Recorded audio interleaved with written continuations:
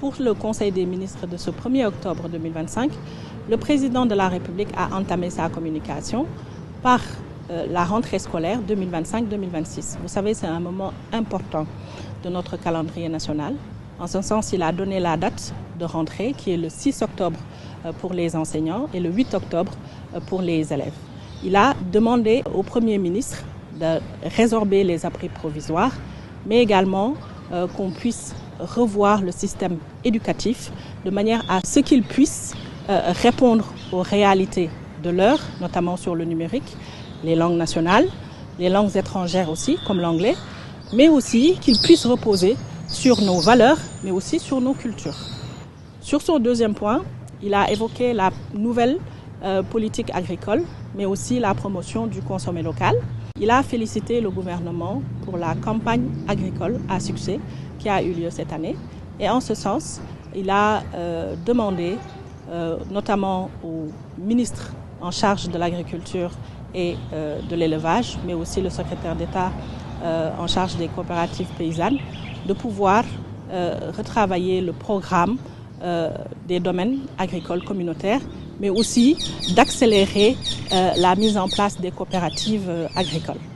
Il a également instruit le gouvernement sur l'importance de la reconstruction du capital semencier en s'appuyant sur la recherche, notamment avec l'ISRA, ce qui constituera un vrai pont vers la souveraineté alimentaire.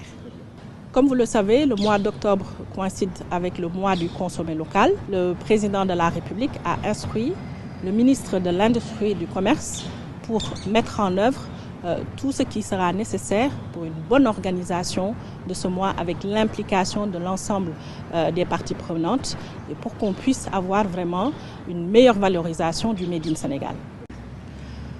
Revenons sur sa participation à la 80e session de l'Assemblée générale des Nations unies, il a réaffirmé la position du Sénégal sur des questions majeures qui concernent les enjeux de l'heure du monde, notamment les enjeux climatiques, mais également les enjeux liés aux politiques, mais aussi au multilatéralisme. Vous le savez, le mois d'octobre est également dédié à la campagne de sensibilisation et d'information sur le dépistage du cancer du sein. Le président de la République a souhaité donc aborder cette question et inciter le gouvernement à davantage s'impliquer dans la lutte contre le cancer du sein, mais également à une meilleure prise en charge. Quant au Premier ministre, il a abordé la démarche de rupture pour mener à bien l'action gouvernementale. Il s'est appuyé sur 3 axes prioritaires, notamment l'identification des projets catalytiques, la problématique du financement et enfin le cadre méthodologique. Sur l'identification des projets prioritaires, axés sur les programmes d'envergure qui ne nécessitent pas beaucoup de ressources, mais qui peuvent très rapidement produire des résultats palpables.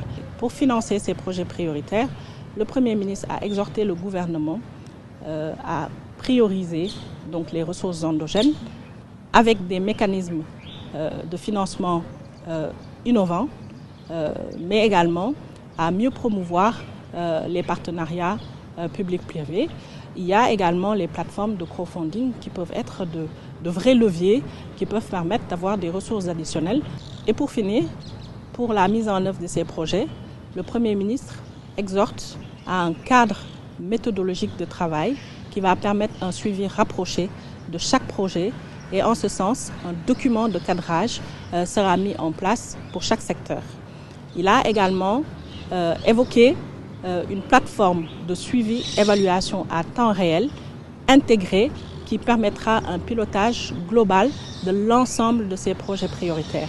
Enfin, il a évoqué la mise en place de fiches de remontée des problèmes afin qu'au Conseil des ministres, les différents ministres concernés puissent apporter les solutions idoines pour avancer sur le sujet.